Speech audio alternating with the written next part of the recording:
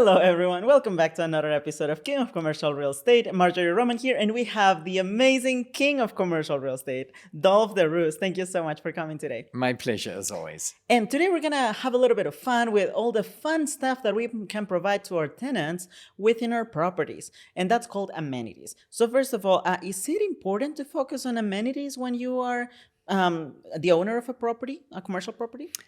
Oh my gosh, it just depends, and I always say to audiences that the best answer for any question that is even remotely related to real estate is it depends. And in this case, it really is true.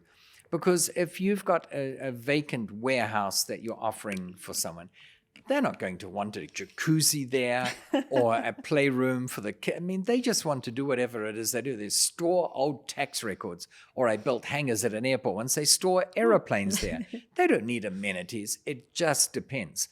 But having said that, there are air parks now where people want more than a place to store their aeroplane. They want to be able to arrive there and have a full FBO operation, flight-based operation or whatever, where there's food and there are people to schedule their flights, and they've even got some rudimentary accommodation or accommodation for the pilot. So if the owner of the plane is going off to a business meeting, the pilot can relax. So it just depends. And maybe we should talk about some examples to go over the amenities that you're talking about. That's right. So, for example, what are some of the amenities that you have enabled on your properties? Oh, well, again, I'm sorry to say it, but it depends on the property. So I can let's give talk you an about example.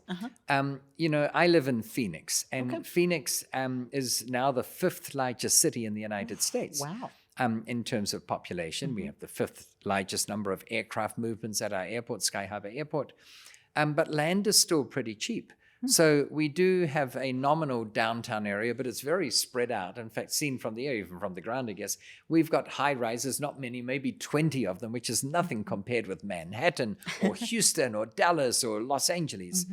But they're all spread out. So car parking is not really at a premium. We just have these big sprawling masses of car parks. So rather than build two buildings close to each other with a car parking facility nearby, they just put the buildings further apart and have car parks around them. Gotcha. On the residential side, we joke that you drive until you qualify, which means you keep driving away from the center of town until you qualify for a loan, because the value of properties tends to go down as you get further and further away. So it wouldn't work putting in a fancy car parking building. But I travel a lot. I go to Japan a lot. I learned the language as a kid. I've got quite a few business interests over there. And in Japan, space is at a premium. Japan's about the size of California, roughly. But only 16% of the landmass is able to be lived on. The rest is too rugged. So you've got 127 million jammed into 16% the size of California. That is why they have lots of high-rises jammed together. And parking's at a real premium. And even a conventional car parking facility that we have here, and I'm pronouncing the word car very pedantically because I come from New Zealand, and we tend not to pronounce the R, we say a car park. So anyway, car parking facilities. You tend to have ramps that drive up to the different levels, and you drive around. Yeah, it's kind of like and a you spiral. park. So there's a lot of space used for the driveways. So in Japan, they have these contraptions. It's a bit like a Ferris wheel that's been squashed together, to think of it conceptually. Or if you know what it is, a paternoster elevator. They were very common in Europe. There are still some around. But you drive your car in on this platform and then get out of the car. And the car goes up on this Ferris wheel type thing, and it goes way up high in the sky. And when you leave your car, you get a credit card size thing. And when you come back, you pop it in the, whatever the slot for the credit card size thing, and it knows where your car is, and it brings it back down, and it spins it around on a platform, and you drive away. So now in the width of 2.5 cars, and however tall you want to make it at one car depth, you can stack 50 or 80 or 100 cars there. You've got no wasted space with driveways. You've got no muggings and rapes in the car park because no one's in there. You don't even need to lock your car. No one can get to it. So it's very safe, and it's extraordinarily space efficient. So again, these cost about $500,000 to put in. You would never do that in Phoenix, because rather than spending $500,000 on this contraption and having to wait to get your car back, you just put it on the vacant land beside your high-rise, because there's vacant land everywhere. Not quite, it's filling out, but in relative terms. Whereas in New York or some other densely populated cities, downtown Dallas or Paris, these are very popular. And so I've been involved in introducing these systems in other parts of the world. Car parking facilities have become an investment vehicle on their own, either as an entire car parking building or they sell them individually. You get a unit title or a strata title to a single park. It's not a bad idea. Wow. So So it opens. would that be kind of like a single floor of the car parking No, just facility? a single park. Like you can buy a condominium, which is one apartment, which might be a one-bedroom apartment, or what do you call it, where it's combined, a bed-sitting combined thing. I forget what they're called. But anyway, you just buy one. Here you buy one car park. Just one spot. Yeah, Oh, wow. it might be the one you want to use, or you might want to rent it out. And this has become very popular. That's a little way to invest into, I guess, commercial. Would that be? It's a way of investing in commercial. That's and right. think of the low maintenance. There's no lavatory to look after, no lights to look after, no gas supply, no gates, no doors, no windows, nothing. What can go wrong? You're just the owner of a tiny little piece of land. Right, but you it can could be be very making huge lucrative profit on that. because in cities like New York, you pay $20 for half an hour to park somewhere. And on a monthly basis, it's still $300, $400, $500 a month. Often the car park comes with the job, or so it's very lucrative. And I'll never forget, I had a crack at buying a tower in Fort Worth, downtown Fort Worth, Texas. It was a 36-story tower, and it had two disadvantages. One is that it only had 9 car parks for the entire building, which is not nearly enough to make it viable for many kinds of tenants that you would expect to have in there. And the second thing is that on the ground outside, there was this ugly warehouse that had been caught up in the wave of gentrification. And it sort of was an eyesore. And no one could figure out what to do with this building. But with a bit of creativity, of course, and some of our listeners may have thought of this already, why don't you turn the ugly warehouse into a car parking building for the beautiful tower? So, we beautified it and did it up and turned it into a car park. And suddenly the value of the tower went up because now we had a reasonable number of car parks per floor instead of 9 for the entire building. That's right. And it doesn't even take that much money to just beautify a warehouse because it already has quite a bit of space for all of those many cars. Right. So we're talking about amenities, and we just touched on one, which is car parking. And that's a whole range of topics that we've discussed just from that one aspect. So yes, there are many amenities that you can provide on a building, which may or may not enhance the value of the building. So as I said, a swimming pool added to a warehouse probably wouldn't increase the value. But I tell you something else.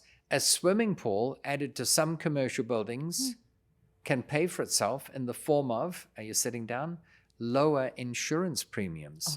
Because one of the big risk factors to a building is if there's a fire, where are they going to get the water from to douse the fire? But by having a swimming pool there, you've got an instant source of water that the fire brigade can use.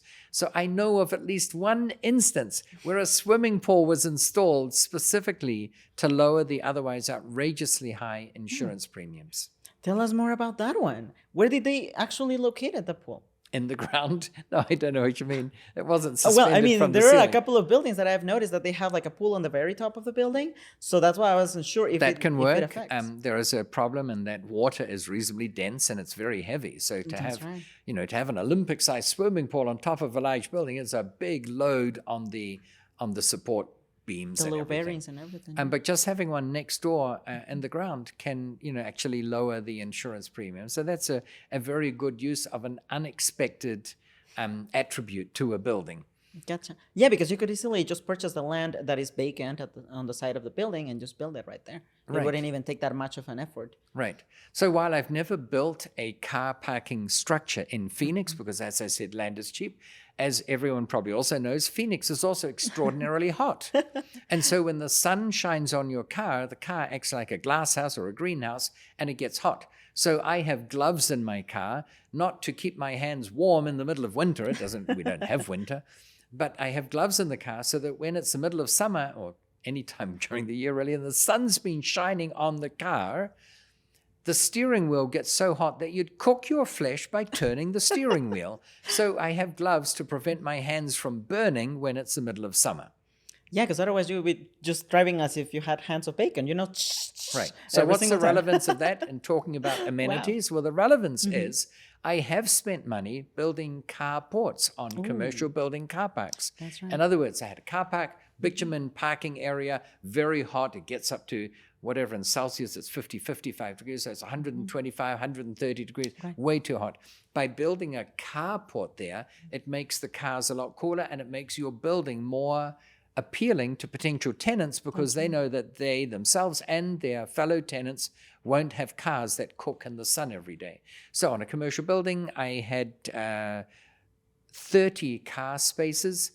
I spent about $35,000 building a cantilevered car park. By cantilevered, I mean there are no support poles out front, so they couldn't damage their cars if they weren't paying attention by driving at a wonky angle.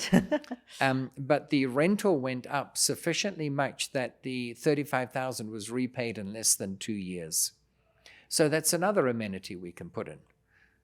And it doesn't even cost that much because at that point, it's kind of like a tiny little roof that you're just putting on the car packs. Right. What are some other amenities that you have provided to your tenants in the past? Oh, well, that's some. We have upgraded offices. That's another thing you can do. And I often say that if you've got a vacant warehouse that you can't rent out, why not do something to the manager's office? Because usually it's the manager who'll choose which warehouse they lease out. So we've upgraded everything. The linoleum went into commercial grade carpets. The fluorescent tubes were replaced with LED lights. We replaced the horrible old locks with electronic ones so that they could never forget their keys.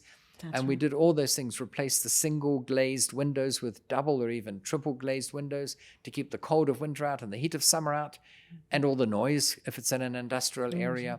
And suddenly it's a much more pleasant commercial building for the operators to operate out of, and it gives you the edge over the competition.